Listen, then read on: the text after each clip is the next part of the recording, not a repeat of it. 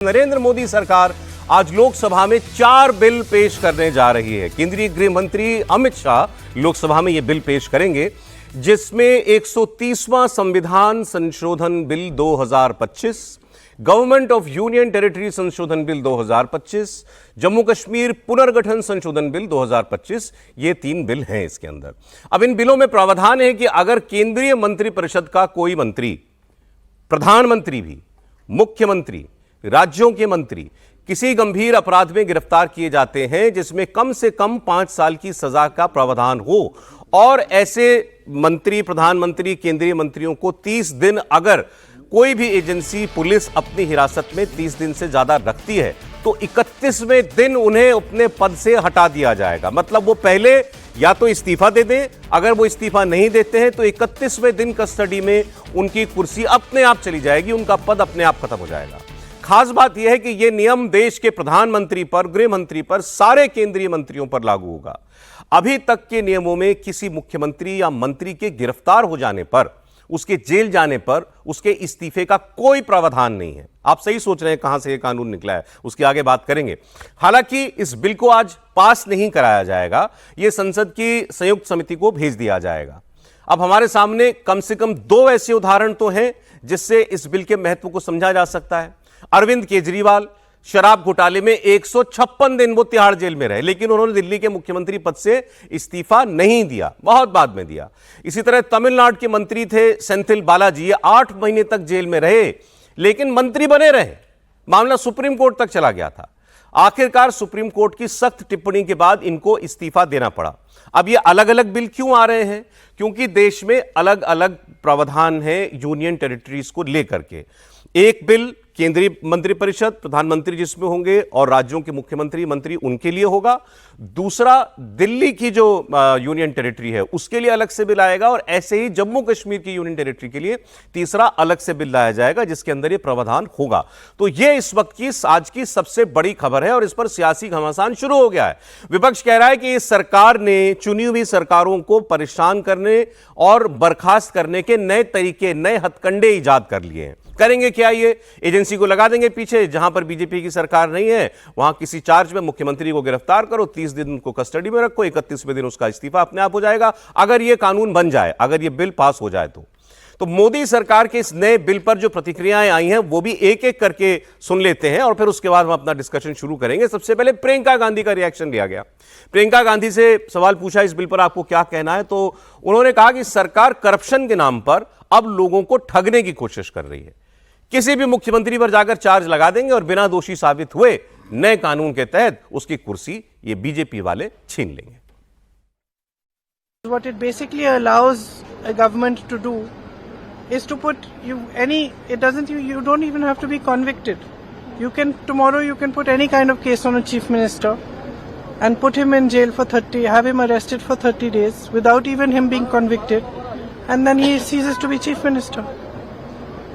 It's there plain for everybody to see.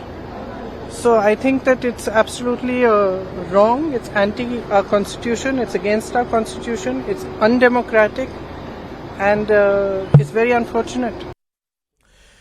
तो प्रियंका जी ने कहा यह तो एंटी कॉन्स्टिट्यूशन है, संविधान के खिलाफ है। अब संविधान में संशोधन के लिए ही यह बिल आया है। अब दूसरे कांग्रेस के बड़े नेता केसी वेणुगोपाल, इन्होंने यहां से और आगे बढ़ते हुए उन्होंने कहा कि यह तो ध्यान भटकाने की रणनीति है, एक ड्रैकोनियन कानून है। ये ड्रैकोनियन शब्द उन्होंने इस्तेमाल किया और उन्होंने यह भी कह दिया कि किसी भी सूरत में यह कानून संसद से पास हम होने ही नहीं देंगे। उन्होंने यह भविष्यवाणी भी कर दी कि यह कानून कभी बनेगा ही नहीं, यह संसद से पास नहीं होगा। फिर यह भी कहा कि एक चुनावी फ्रॉड है और राहुल गांधी जो बिहार में यात्रा निकाल रहे हैं उससे ध्यान भटकाने के लिए यह लाया गया है। राहुल गांधी के वोट चोरी के आरोपों से लोगों का ध्यान खींचने के लिए एक नया पैंतरा चला है सरकार ने, और ये बदले की राजनीति को संविधान का जामा पहचान देना चाहते हैं। This is only a diversionary tactics. This is a draconian law. This is not going to pass. This parliament is not going to pass this bill at all. They want to divert the attention of this entire electoral frauds and this yatra, Bihar yatra, Rahul ji's yatra. Their minimum purpose is only that.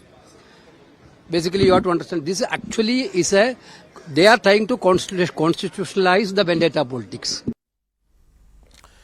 दो प्रतिक्रिया मेरे पास और है। Samajwadi party की तरफ से रामगोपाल यादव क्या बोले, असदुद्दीन ओवैसी क्या बोले, मैं भी आपको उनकी बात सुनवाता हूं, लेकिन पहले एक हम यहां भी अपनी चर्चा जो है वो शुरू कर दें। सर, ये कानून, इसकी जरूरत क्या देश को है जो सरकार लाने जा रही है, और विपक्ष ने जो आरोप लगाए, जो आशंकाएं जाहिर की, क्या वो वाजिब है? देखिए, जो हमारा संविधान बना था तो संविधान सभा में जो बहसें हुई और जो हमारे बड़े पुरखे थे उनको ये उम्मीद थी कि प्रोप्राइटी, जो पॉलिटिकल राजनीति में जो सामाजिक नैतिकता होती है जी, उसका ध्यान नेता लोग रखेंगे, और कभी कोई उन पर उंगली भी उठेगी तो वो अपना पद छोड़ेंगे, और खास करके जांच पूरी होने तक पद पे नहीं रहेंगे। ये इसीलिए एक एक्सीडेंट हुआ तो लाल बहादुर शास्त्री ने इस्तीफा दे दिया, जबकि उनको कोई जिम्मेदारी नहीं थी। अब और लेकिन अभी हेमंत सोरेन ने दिया इस्तीफा। हाँ, लालू यादव ने दिया, लालू यादव ने दिया था, जयललिता ने दिया था, लेकिन अरविंद केजरीवाल जी ने एक इतिहास रचा। उन्होंने जेल से ही, पहले उनके मंत्री सत्येंद्र जैन जी जेल में रहे और काफ़ी दिनों तक मंत्री रहे, फिर अरविंद जी जब गिरफ्तार हुए तो उन्होंने भी जेल से ही मुख्यमंत्री रहे। उसका मामला कोर्ट तक गया, लेकिन कोर्ट ने कहा, हाई कोर्ट और सुप्रीम कोर्ट ने, कि भाई इस तरह कोई कानूनी नहीं है कि इस्तीफा देना पड़े मंत्री या मुख्यमंत्री को, अगर वो अंडर ट्रायल उसमें अरेस्ट है, जब तक दोष साबित ना हो जाए तो हम कुछ नहीं कर सकते। तो वो, और उन्होंने बराबर इसको कहा। वो तो बहुत बाद में चुनाव के टाइम उन्होंने आतिशी को मुख्यमंत्री बनाया इस्तीफा वो दे करके। तो इसके बाद ये बहस उठी कि भाई इसका कुछ रास्ता होना चाहिए ना कहीं तो इसका एक वो होना चाहिए नैतिकता, और मुझे लगता है उसी से ये बात उठी और उसके बाद ये बिल लाया गया, जिसके दायरे में प्रधानमंत्री भी हैं, जिसके दायरे में राज्यों के मंत्री हैं, सारे मंत्री हैं, मुख्यमंत्री हैं, तो रखा गया। अब दुरुपयोग की जहाँ तक बात है, ठीक है, दुरुपयोग की आशंका भी गलत नहीं है, दुरुपयोग तो कानूनों का होता ही है। अब दहेज कानून का भी दुरुपयोग हो रहा है, दलित एक्ट का भी दुरुपयोग होता है, अभी पॉस्को का भी दुरुपयोग होने के, तो कानूनों का दुरुपयोग होता है, लेकिन कुछ सेफगार्ड्स मुझे लगता है कमेटी को भेजा गया है। देखिए, कानून तो इस तरह का होना चाहिए, इसमें कोई आप सपोर्ट करते हैं इसको, लेकिन एकदम ड्रैकोनियन नहीं होना चाहिए, उसमें कोई ना कोई सेफगार्ड्स कुछ ऐसे होने चाहिए जिससे ये हो कि कोई उसका दुरुपयोग, वो जेपीसी को शायद इसीलिए गए कि उसका दुरुपयोग जितना न्यूनतम किया जा सके। ना हो तो बहुत अच्छा है, लेकिन अगर कोई सरकार अपने विपक्षी के खिलाफ करना भी चाहे तो उसमें बहुत न्यूनतम स्थिति होगी जिसमें कर पाए या ना कर पाए, ये जरूर होना चाहिए। सेफगार्ड तो मिलना चाहिए, लेकिन एकदम कानून ना भी हो, क्योंकि अब तो नेताओं में वो प्रोप्राइटी के लिए कोई लिहाज शर्म बचा ही नहीं। ठीक है, अब सर प्रतिक्रियाएं, और मैं अभी वो सुनाऊंगा, उससे पहले एक संजय हेगड़े जी, एक जाने माने वकील हैं, शायद वकालत छोड़ दी इन्होंने, रिटायर हो गए शायद, हाँ, लेकिन इन्होंने लिखा, these bills will facilitate a 30-day window for attempting regime change. मतलब ये 30 दिन की मोहलत, एजेंसी लगाओ, पहले तो किसी मुख्यमंत्री को गिरफ्तार करो, और फिर 30 दिन आपके पास है, साम दाम दंड भेद, जैसा मनीष सिसोदिया ने कहा था अभी, वो सब लगाओ और एक रिजीम चेंज करने की कोशिश करो। और इससे पुलिस वाले, जज, पॉलिटिकल लोग जो हैं, वो सब लोग जो हैं इसका इस्तेमाल करेंगे, और वकील बड़े अमीर हो जाएंगे इस सब सिलसिले के अंदर। एक टैक्टिकल अरेस्ट बहुत बड़ा राजनीतिक लाभ दे सकती है इन कानूनों की आड़ में।